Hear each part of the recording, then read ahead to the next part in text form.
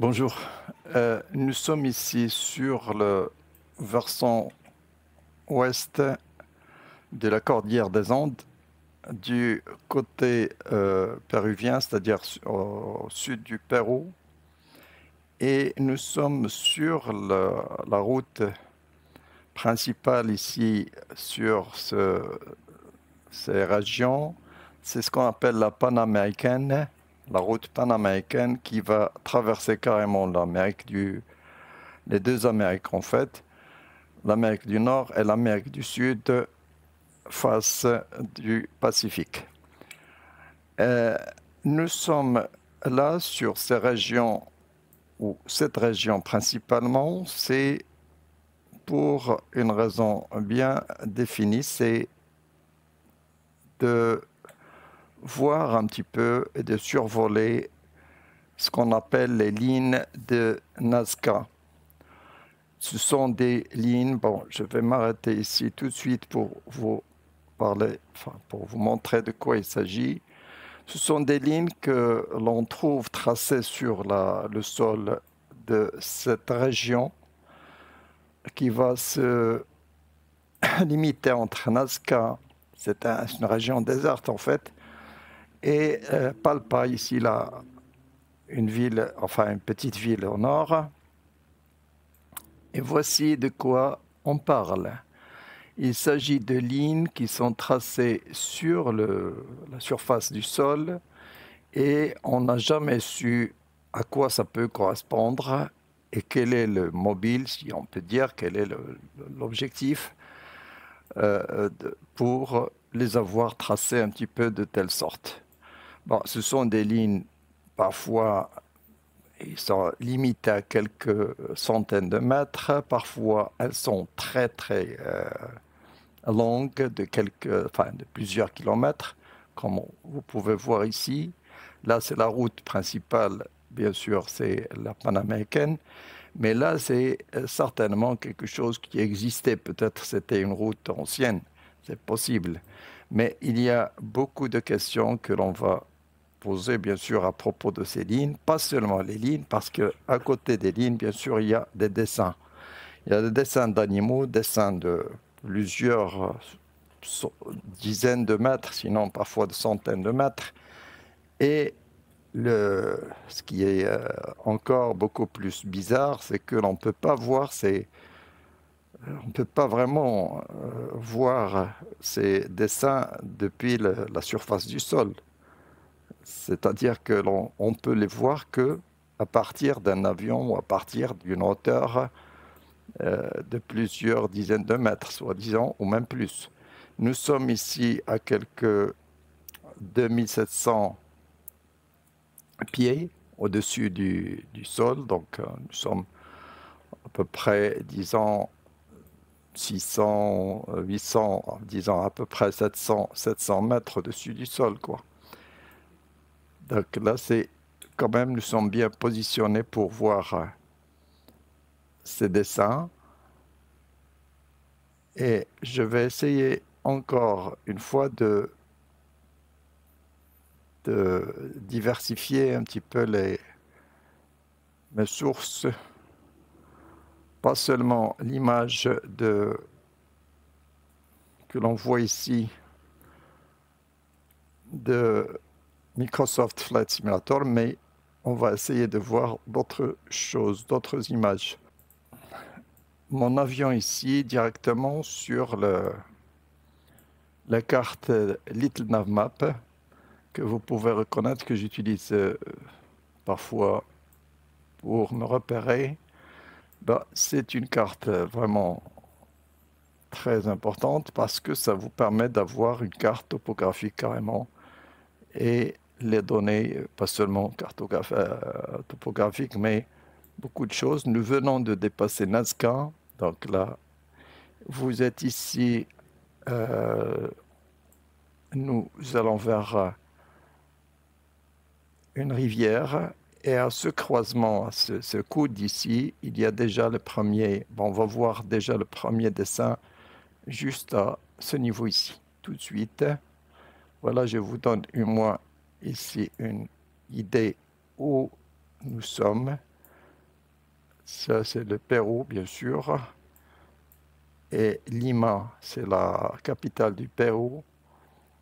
Et là, nous sommes à 400 km au sud de Lima, sur la façade euh, pacifique. Bon, je continue, donc je dois m'arrêter quelque part ici. Il y a déjà un premier dessin quelque part ici. Voilà, c'est pour ça que je vais faire autre chose. Voilà, je suis sur la route ici et je vais, bon, si vous voulez voir un petit peu les paysages des montagnes des Andes ici. Et il y a un point bleu ici. Bon, je vais me rapprocher de ce... Voilà. Je vais me rapprocher de ce point bleu sur la route. Et là, c'est des andésites, certainement. Oui, bon, c'est des roches volcaniques, c'est massif. Et là, il y a un petit lieu de culte où les gens font des prières. Les chauffeurs, essentiellement, qui passent par ici. Donc là, c'est un lieu de culte catholique, bien sûr. Donc là, c'est un point que l'on peut voir directement de notre avion et on le voit à la surface. Et je vais bouger un tout petit peu ici pour voir encore quoi. Un panneau. Bon, on va approcher un tout petit peu. Voilà, je vois un panneau ici où c'est écrit Ministère de la Culture. Euh, les lignes géoglyphes et géoglyphes, lignes et géoglyphes de Nazca. Patrimoine culturel de la... Je ne sais pas écrire, patrimoine culturel de l'humanité. Donc ça fait... l'UNESCO avait enregistré donc la région en 17 décembre de 1994. Donc c'est pas très très ancien finalement. Donc là, l'UNESCO avait bien sûr répertorié cette région parmi le patrimoine, disons, culturel de l'humanité. Pourquoi? Parce que ça va montrer quoi? Ça va montrer des choses un petit peu que l'on ne comprend pas vraiment beaucoup. Et parmi les choses, regardez bien l'image, c'est une image, si vous la relisez un tout petit peu tranquillement, vous allez voir un chat. Un chat dessiné sur le flanc de la montagne ici, cette montagne. El Gato, bon, ça s'appelle le chat tout simplement. El Gato, en arabe, Al-Qat, ben, c'est pratiquement, en espagnol, c'est un petit peu la même chose. El gato, donc, el gat ou el gato, ça veut dire le chat. On voit très bien les yeux, les oreilles, bon, la face, disons, et puis la queue et les membres, bien sûr, de ce chat dessiné. Ben, là, on peut le voir quand même. Ça, c'est vraiment une bonne chose parce qu'on peut le voir sur le flanc, sur le versant de cette montagne. Mais d'autres dessins, on ne peut pas les voir de toute façon. Les autres dessins, les autres géoglyphes, on ne peut pas vraiment les voir. Donc, j'essaie de voir ça sur Google Maps, mais voilà, difficilement. Bon, voilà la petite, enfin, le petit lieu de prière là. Et voici le chat un petit peu visible. Voilà, un petit peu visible de notre avion ici. Bon, à peine visible, on voit bien les deux oreilles, quoi, la face, la queue et les membres, enfin les pattes, quoi. Voilà, donc El Gato, il y a peut-être quelque chose qui n'est pas bien défini ici. Bon, qui a fait ces recherches? Ben, plusieurs chercheurs. Il y a encore des équipes qui travaillent toujours sur ces géoglyphes et sur ces lignes. Où sont les lignes? Ben, les lignes sont partout. Ben, il y a des lignes qui s'entrecoupent. On va voir les détails, bien sûr. Pour l'instant, ce n'est qu'une petite introduction. Mais les lignes sont beaucoup plus bien dessinées et, disons, bien caractérisées aussi. Elles sont très différentes de ce que peut être tracé par le vent ou par, disons, les cours d'eau, etc. Donc, ils n'ont aucun rapport d'ailleurs avec les cours d'eau, parce qu'on voit très bien que les cours d'eau vont dans un sens et les lignes vont couper carrément parfois les cours d'eau. Donc, euh, il y a beaucoup de chercheurs qui ont travaillé. Il y a la grande chercheuse allemande. Voilà la Maria Rech. Donc Maria Rech, c'est une Allemande qui a fait toute sa vie carrément sur ses dessins. Et on la voit ici. Elle a eu des théories, on va discuter ces théories tout à l'heure. Donc ici, c'est Maria Rech. Elle a fait toute sa vie carrément. Elle est morte en 1998, je pense. Donc là, c'est... Oui. Elle est née en 1903. Elle est morte en 1998 à l'âge de 95 ans, soi-disant. Donc c'est quand même Et puis après, bien sûr, il y a pas mal d'équipes japonaises aussi, les Japonais, et les recherches sont de plus en plus importantes maintenant que l'on utilise les photosatellites, et disons un petit peu de la recherche assez bien avancée, bien sophistiquée quand même, et plus facile à faire que de faire ça sur le sol, quoi. Donc là, c'est notre première image. On va partir pour voir d'abord les lignes. Donc il y a deux choses à retenir. Il y a des lignes, mais il y a des dessins. Donc les lignes, c'est une chose, et les dessins, c'est une autre chose. Donc les lignes, par exemple, je ne sais pas, on peut voir ici des lignes, je pense. Voilà. Comment sont les lignes? Ben, elles sont tout à fait tracées. Ils ont plusieurs géométries. Voilà, je vais passer ici. C'est peut-être ici. Ils sont très abondantes. Voilà, sur ce plateau. Voilà, elles sont très abondantes sur ce plateau. Et on voit très bien un petit peu ces lignes bizarres, très bizarres. Parce que vous les voyez ici sous forme de, disons, un petit peu toujours pointues. Parfois, on trouve des formes carrées ou rectangulaires, surtout rectangulaires, et la plupart sont triangulaires, mais qui se terminent ici en aiguille, quoi. Donc ça se termine et elles s'entrecoupent quand même. On voit qu'ils n'ont pas vraiment la même direction, ils ne montrent pas disons, le même cap ou la même direction. Donc là, regardez, donc il y a plusieurs théories, disons, folies parfois, qui ont été, euh, bien sûr, émises comme des hypothèses pour expliquer tout ça.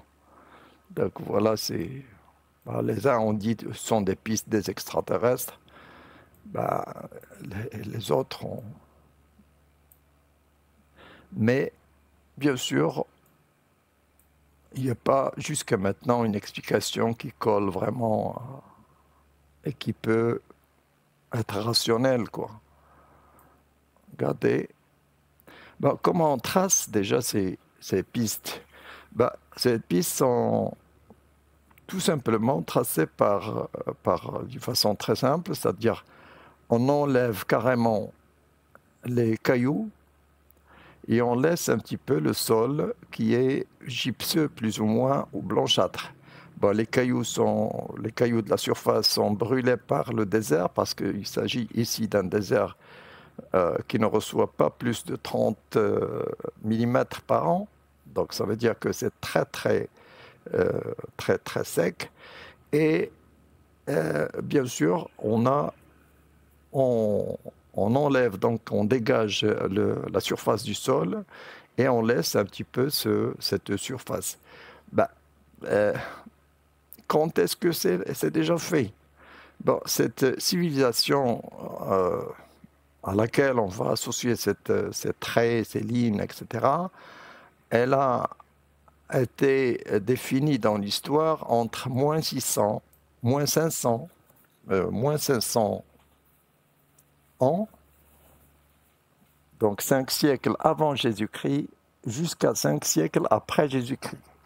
Donc moins 5, moins 500 jusqu'à 500 après Jésus-Christ, c'est la phase de l'histoire humaine à laquelle on associe cette civilisation des Nazca.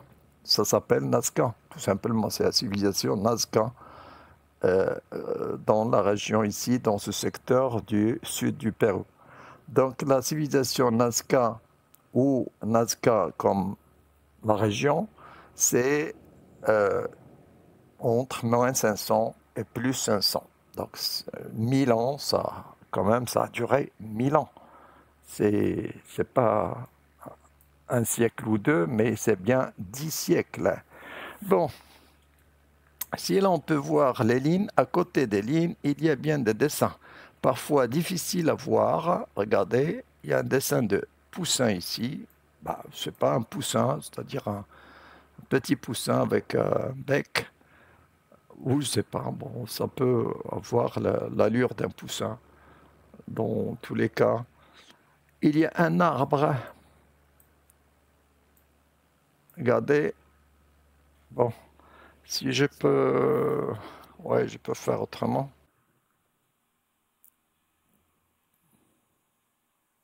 Voilà, je vais me mettre quand même dans une position pour voir relativement voir bien ces dessins sur le sol.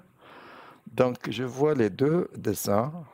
Bah, ils sont quand même parfaits à ce niveau. Bon, je vais enlever ça. Et voilà. Bon, je peux... Ah, on ne peut pas aller plus loin. Voilà, on ne peut pas aller plus loin. Et donc, on voit les deux dessins à ce niveau. Moi, j'ai dit un poussin et surtout un arbre. Bon, l'arbre, le poussin, et il y a une queue d'un... Oui, parce que là, c'est comme par hasard. Je ne m'attendais pas à voir ce dessin tout de suite. Mais heureusement que je suis tombé juste à côté, parce que j'ai pas vraiment... ouais, j'ai pas vraiment prévu tout ça, mais c'est déjà bien. Donc là, c'est le lézard, enfin le lézard, le crocodile, quoi. Donc c'est un dessin de crocodile et on a dit, oui, j'ai lu quelque part que la panaméricaine a coupé le lézard, enfin le crocodile en deux. Bah, c'est vrai que si vous pouvez voir ici, on a la panaméricaine, la route panaméricaine qui a coupé le crocodile en deux. On a les pattes derrière, postérieures, et les pattes antérieures et la tête. Voilà, la tête quelque part ici. Bon, si je, bon, je vais le faire, bien sûr. Je vais essayer de mesurer tout ça. On va essayer de mesurer tout ça. Regardez la piste qui passe à côté. Elle est blanchâtre par rapport à la surface tout à fait ordinaire. Ben, les lignes aussi de l'arbre ou les lignes par lesquelles on dessine ces géoglyphes, c'est par le même principe, c'est-à-dire on dégage la surface de la roche, la surface du sol, tout simplement. Donc vous voyez que c'est pas un travail vraiment extraordinaire, mais c'est tout simplement, on dégage la surface du sol, on la laisse nue et ça dégage une couleur blanchâtre, légèrement claire, puis tout autour, ça reste un petit peu plutôt, plus ou moins sombre, donc ça fait un contraste visible. Donc ça, c'est ce qui est, c'est ce qu'il y a, ce que vous voyez sur ces images. Peut-être, bon, il y a plusieurs autres images qui ne sont pas encore révélées, quoi, ou qui ont disparu, c'est sûr. Mais les images que l'on a jusqu'à maintenant sont largement bien visibles. Et la même chose pour les traces. Regardez, les traces sont bien rectilignes. Donc ça, c'est vraiment... Regardez, ces traces sont bien rectilignes, surtout celles-là. Et elles vont se terminer en aiguille carrément. Ça, c'est comme ça. Donc on voit de l'autre côté ben, la tête et la partie antérieure du crocodile, la route qui coupe la queue du crocodile et puis le reste, bien sûr. Et on voit très bien l'arbre avec des racines ici, un petit peu de cette manière, des branches, voilà, le poussin juste à côté. Voilà, donc là on va passer pour voir d'autres figures. Ah bah ça c'est... Et pourquoi tout ça? Pourquoi va-t-on dégager le sol pour faire apparaître ces pistes comme ça? C'est ça les grandes questions quand même auxquelles il n'y a pas vraiment de réponse. Donc il n'y a pas vraiment de réponse jusqu'à maintenant. Bah, les uns vont les lier à, puisque c'est une région sèche, donc ça veut dire que les gens auront toujours besoin de l'eau et surtout de la pluie, donc ils vont se diriger vers le ciel, ça est sûr, comme, comme d'habitude et comme toujours. Donc là, c'est peut-être en rapport avec la, les divinités du ciel ou l'astronomie, parce que tous les peuples de l'Amérique, les Aztèques, et les autres, bien sûr, ont été toujours, les Indiens en général, ont des connaissances assez approfondies de l'astronomie et des constellations, etc., des différentes apparitions dans le cosmos en général. Donc là, ils ont des sortes euh, d'horloges, si on peut dire, de calendriers astronomiques très importants, enfin très poussés, bien sûr. Donc là, c'est peut-être en rapport avec ça, mais il n'y a rien vraiment de clair que l'on peut lire, euh, disons, d'une manière un petit peu rationnelle. Voilà, je vais bouger. Et là, je ne veux pas perdre il y a peut-être un dessin quelque part ici, c'est une spirale.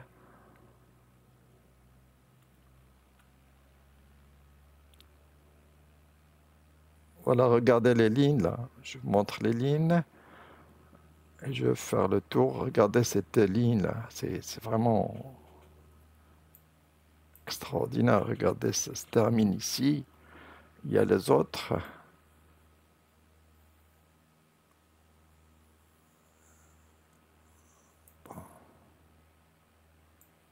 Il y a d'autres ici qui pénètrent carrément. Ça, c'est l'Oued, c'est la rivière, donc c'est beaucoup plus profond que le plateau ici. Donc le plateau, c'est en général des terrains alluviaux avec beaucoup de sel. Pendant le Pléistocène et le Quaternaire ancien, il y avait des dépôts de gypse et de sel. C'est ce qui va aider à conserver ces lignes, bien sûr. Parce que dans les terrains salins, bon, la pierre, ou disons le sol, elle est maintenue toujours, il est cristallisé plus ou moins par le sel, par la rosée. Elle va maintenir. Regardez, moi je ne sais pas si vous voyez ce que je vois ici. Regardez, il y a une tête et on dirait une libellule ou quelque chose comme ça. Regardez, il y a une tête ici. Il y a des ailes, il y a une queue. Ça ressemble à une libellule. Tout ça, ce n'est pas visible. Enfin, voilà, c'est ça la question. La question ici, c'est que tout ça n'est pas visible du sol. Si vous passez, vous êtes sur le sol, vous êtes un grain. Nous sommes ici on a dit 700 mètres au-dessus du sol, mais si vous êtes sur le sol, vous ne pouvez pas voir le dessin. Le dessin ne sera visible correctement. Et voilà, je vais quand même passer pour voir si je peux tirer quelque chose de cette figure.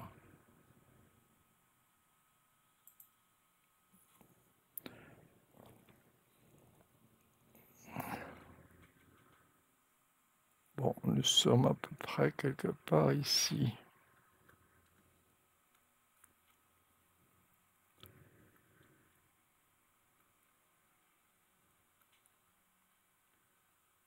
Voilà. Voilà la figure que je voulais vous montrer.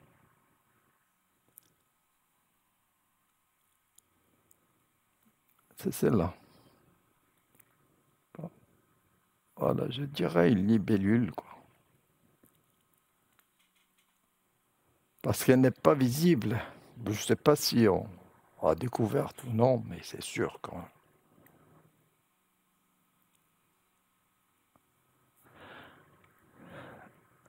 Regardez ça. Ça, c'est, on dirait une queue. Et là, deux ailes. Là, je sais pas, une tête comme ça. Et un œil ou quelque chose comme ça. Si je peux me remettre dans une autre position, pas facile. Voilà, voilà, droite. Voilà. Voilà.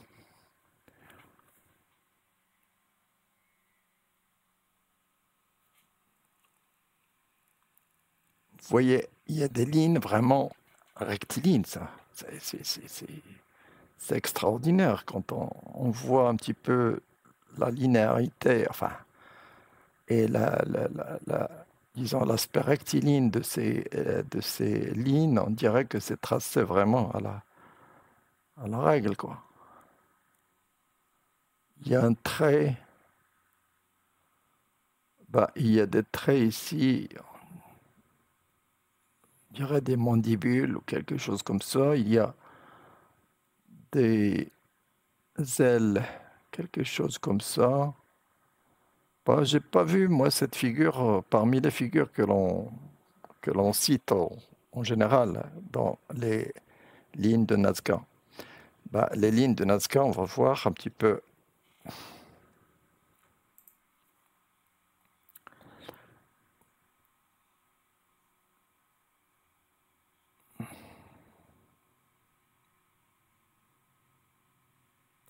Bah, il y a l'arbre. Ça, il y a l'arbre. Tout à l'heure, on a vu l'arbre, bien sûr, on l'a vu comme ça. Celle-là, on n'a pas encore vu. C'est l'araignée. Et là, je ne sais pas ce que ça peut être. Est-ce que c'est pas notre structure, là? Oui, ça ressemble à ça. Voilà, donc là, je reviens. C'est pas notre structure, non. Dans tous les cas, moi, je vous laisse cette image pour voir qu'est-ce que c'est. Qu'est-ce que c'est exactement? Donc, on va bouger. Je vais être plus rapide maintenant. On a vu un petit peu le principe.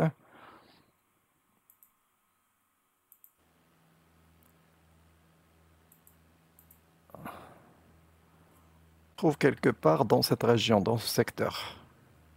Parce que l'Oued, il est de l'autre côté, la rivière là. Et donc il y a un mirador.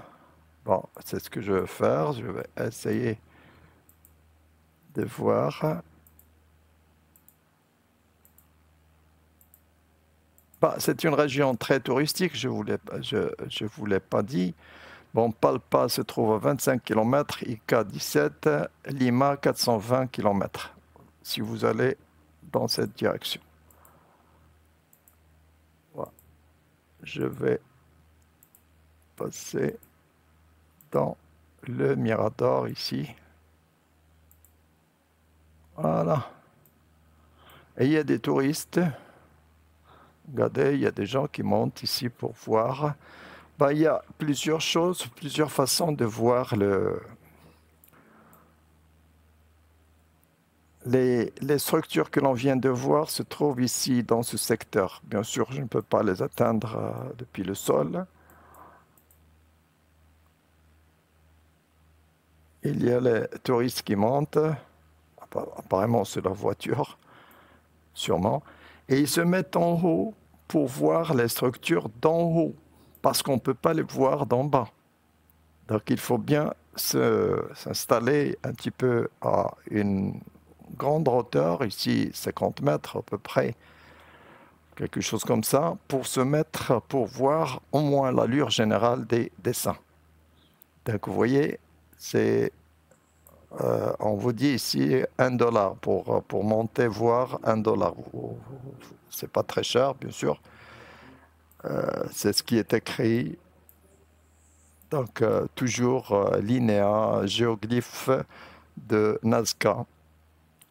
Et il y a différents miradors. C'est interdit d'aller. Bien sûr, c'est une région protégée. On ne vous laisse pas pénétrer à l'intérieur pour ne pas déranger, pour ne pas changer, bien sûr, l'allure du sol. Donc, c'est bien une région protégée parce qu'elle fait partie du patrimoine international de l'humanité, bien sûr, au patrimoine archéologique de l'humanité. Et c'est inscrit dans l'UNESCO.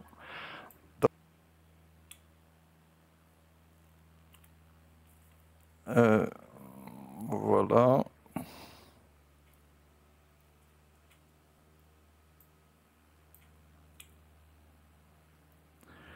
Je vais continuer sur la route, mais surtout,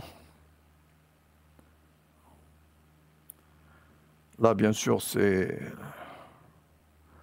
voilà, la route. Et voilà, voilà.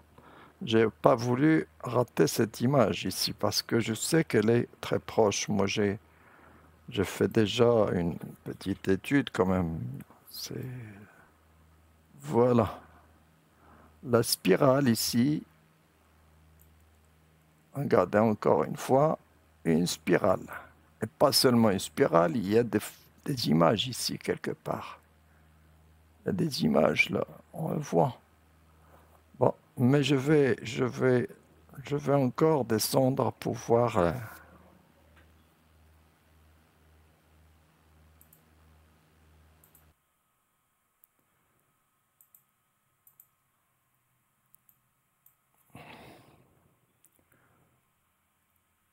Quelle est la spirale?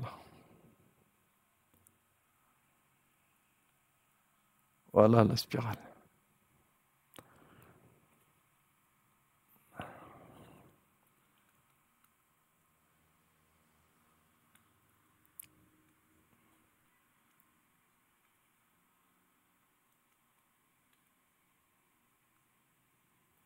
Et voilà, la spirale, elle est là. Et regardez, il y a un dessin juste à côté. Bon.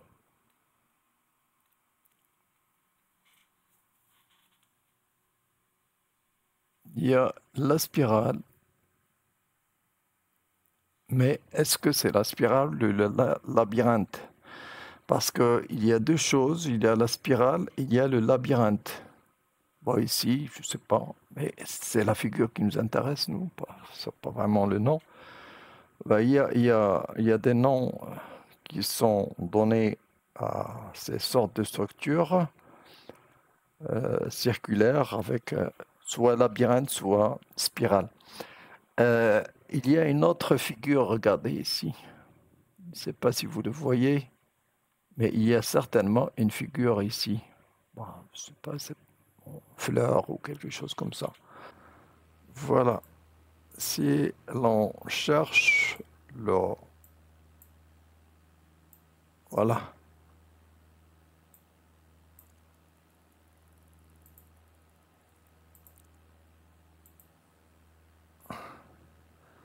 Si l'on cherche, par exemple, ici, le condor. Donc, le condor de Nazca, si je fais une mesure ici, depuis là jusque là, c'est 145 mètres. Vous voyez? 145 mètres de longueur entre la queue ou le dernier pied, quoi, enfin patte, 145 et la, disons entre les 116 mètres uniquement entre les ailes, quoi. C'est-à-dire le... Donc ça, c'est quand même quelque chose qu'on ne peut pas voir depuis la Terre. Regardez, 130 mètres. Si je considère uniquement ça, c'est 130 mètres. Et entre ces ailes, là, ouvert, 113 mètres. Est-ce qu'on peut voir 113 mètres sur le sol? C'est pas possible. C'est pas possible.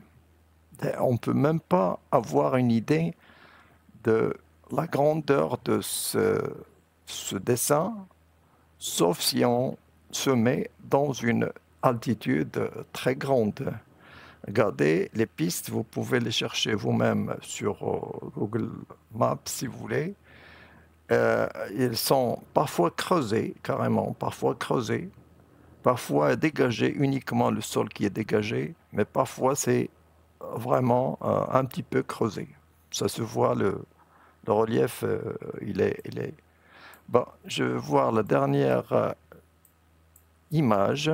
Ça, c'est le spider, l'araignée de Nazca. Si je peux mesurer entre ça et ça, bah, à peu près là, 40 mètres à peu près. Bon. Et entre ça et ça, c'est 30 mètres à peu près, bon, 26 mètres. Donc 40 mètres et 30 mètres, c'est pas un dessin on peut visualiser comme ça sur une page A4.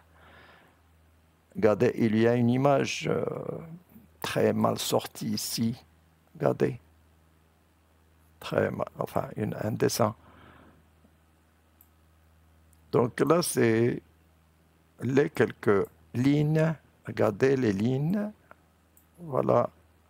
Sont bien sortis là sur Google Maps. Le spirale, La spirale que l'on a vu, que l'on vient de voir, c'est la spirale qu'on vient de voir ici tout à l'heure. Et le dessin que je vous ai montré, que j'ai dit indéfini, il est là. Il est piétiné par les autres pistes. Regardez, on ne sait même pas qui est le premier, qui est le dernier. On a des formations de gypse qui apparaissent blanchâtres. Donc ça, certainement, c'est des formations de gypse qui apparaissent.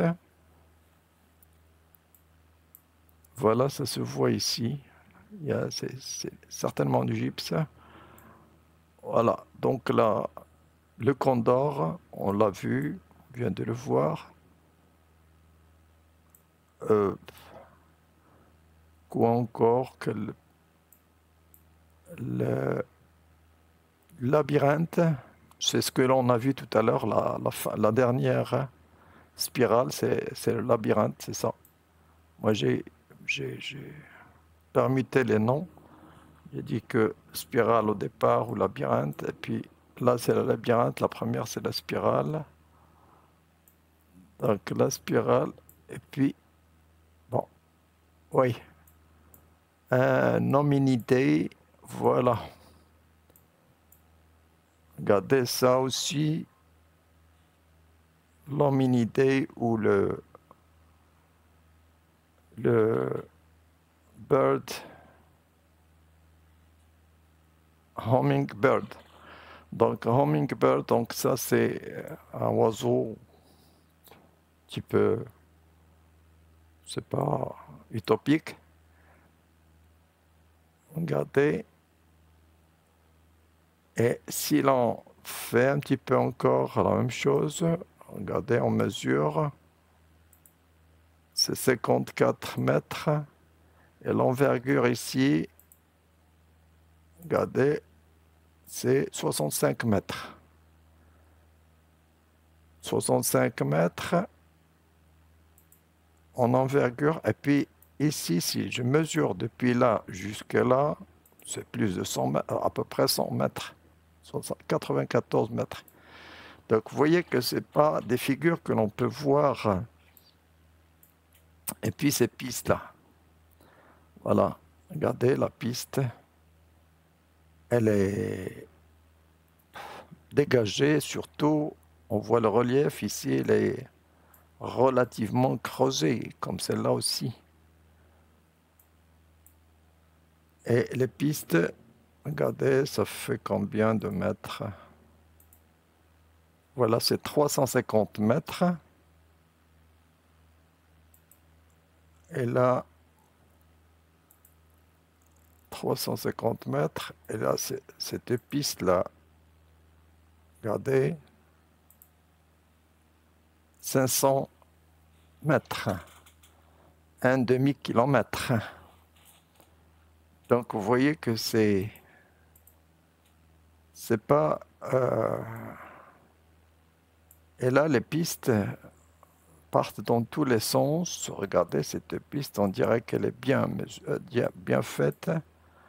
Et elle se termine ici, à ce niveau, mais elle se termine par une petite piste qui va l'allonger. Donc là, c'est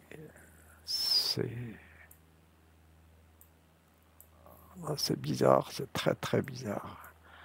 Regardez une parmi les... Bon, si l'on peut voir, qu'est-ce que c'est? Bon, ça ne donne rien.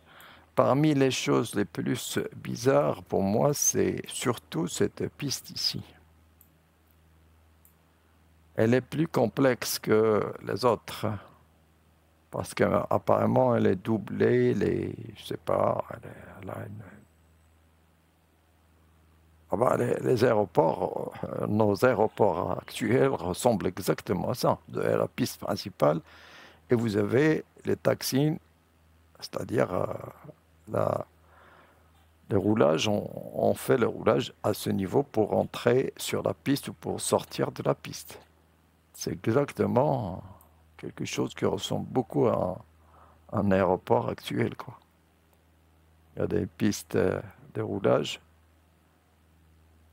là une piste de roulage et la piste principale. Et ça, c'est un petit peu bizarre tout ça. Voilà, 500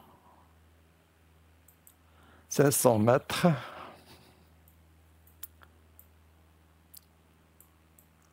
Il y a des pistes à quelques kilomètres là. Regardez, ça commence de là, et ça finit, je sais pas où. Voilà, donc là c'est un petit peu une idée. On a fait le tour des lignes de Nazca. On a fait le tour des lignes de Nazca, c'est uniquement pour vous attirer l'attention sur ces choses très particulières et très spéciales. Et je vous l'ai dit, jusqu'à maintenant, il n'y a pas vraiment d'explication qui soit vraiment rationnelle, scientifique ou qu'on peut comprendre, logique.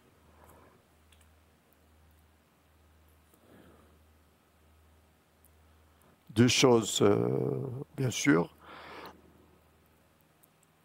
Les images ou les géoglyphes, on ne peut pas les voir du sol, on ne peut pas avoir une idée vraiment précise du dessin à partir du sol.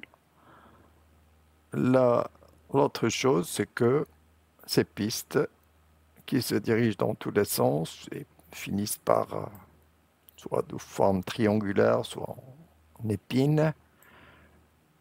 Et pourquoi? Pourquoi va-t-on faire ces pistes? Tout ça, donc, question auxquelles on n'a pas de réponse.